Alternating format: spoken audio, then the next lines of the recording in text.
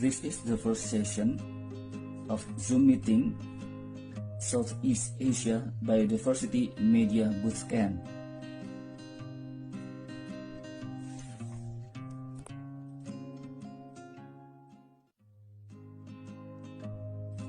Okay, thank you Sonia and Dan. Thank you very much for the chance given to me.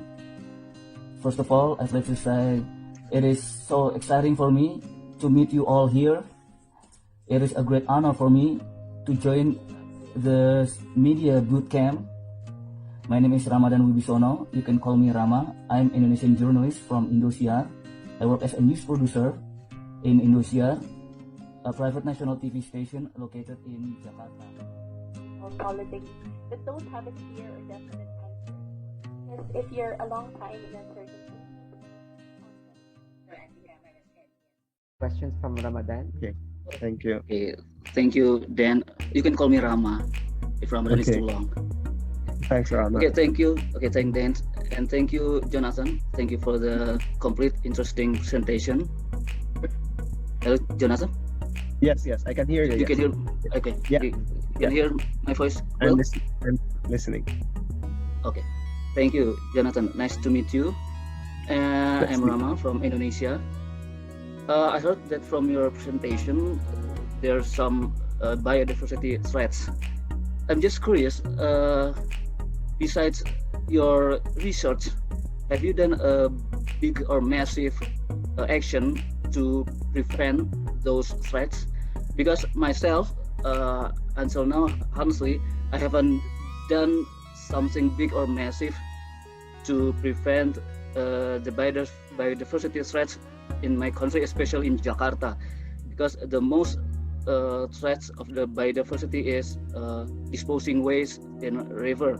As a journalist, I just make story to inspire people or to motivate people to preserve the environment, but I haven't done yet the biggest or the massive thing or the massive activity. What about you? Have you done the biggest or the massive besides your research, Jonathan? Maybe you can share to us. I think for me the biggest thing that I did that I think would already made an impact was the establishment of facilitating the establishment of protected areas in central Philippines, because that from 5 to 6 protected areas that actually expanded to, I think at the moment, over 30. But it's not just me. There were so many other people continued, because after I left, there were many other members and new members of that group that continued the work. But so I would consider that, you know, my work was kind of the catalyst of that expansion of protected areas, and then many others like me continued that work, and then there will be there. Whereas when I started working in that area, there was only one protected area in that central Philippines, so in Cebu and Bohol. Okay, so that's one thing that I think I did that I would say I'm proud that sort of lead to more protection and recovery. But most of these protected areas are very small, so I say that at the end of the day, that's why I shifted my focus onto including the study of fishing ground, because I felt that if I just study the protected areas, a huge portion of the Philippines is left unmanaged. So now my focus is really on managing the fisheries. So the second thing that I did that could have a potential impact is that I went around Luzon and also parts of central Philippines to demonstrate to the communities that corals can be recovered, that we just need to reattach the corals, and I've shown them, and then they can do this. I think the problem with that, there's not a lot of buy-in, because not many people would want to do the work to actually swim and reattach the coral, and not many agencies also would want to fund this work, because what they do is just really want to protect the area and wait for nature to heal itself. But if I've been arguing that if you already have a very degraded area, if you wait for nature, that would take thousands of years. So it's like we need to do the best science now that we have understood. We can do an active reattachment of those fragments. We can save them more efficiently. But I think I had big challenge in that as well. It's not flying as I wish it should. And then the third one, which is what I'm doing right now. So I'm not abandoning the coral restoration. I'm still continuing that. It's just I find it very, very challenging to get support for that work. Now the thing that I'm doing with this fish sport is that I'm visiting a lot, because I think that when we understand the driver, we also need to understand where the leverage, where can we invest the least amount of effort and money to create bigger change. And I've been thinking that since the weakness in this fishing catastrophe is the government policy and regulations and programs, then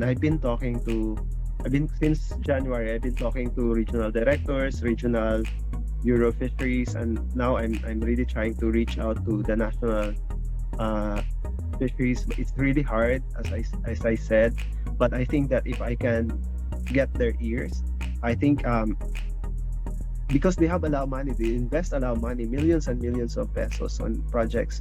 If you look at our NBSAP, at the end of it, you can see the list of projects and programs, millions and millions of investment, but not really a quantification of how this change the biodiversity. So I think so I've been doing a lot. So I haven't had a impact yet, but I think if I can get their ears, and if we can do something about juvenile fisheries, reduce the fishing effort, do some improvements so that the juveniles will not be landed, I think that will be a big impact, and that can have a big impact on marine biodiversity.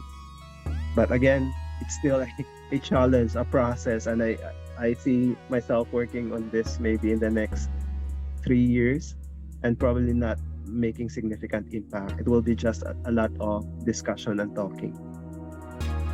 But hopefully it will lead to an impact.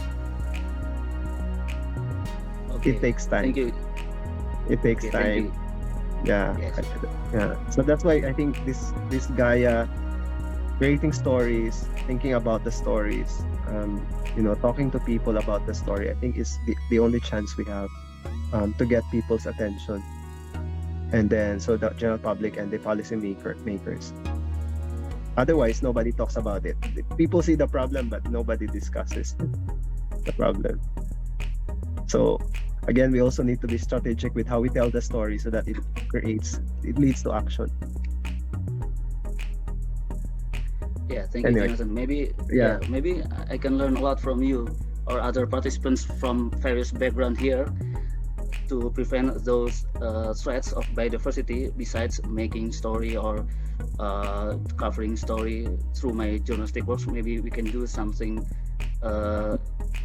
biggest action or significant actions to prevent those the biodiversity threats. Mm. Yeah. Mm. Thank you, Jonathan. Yeah.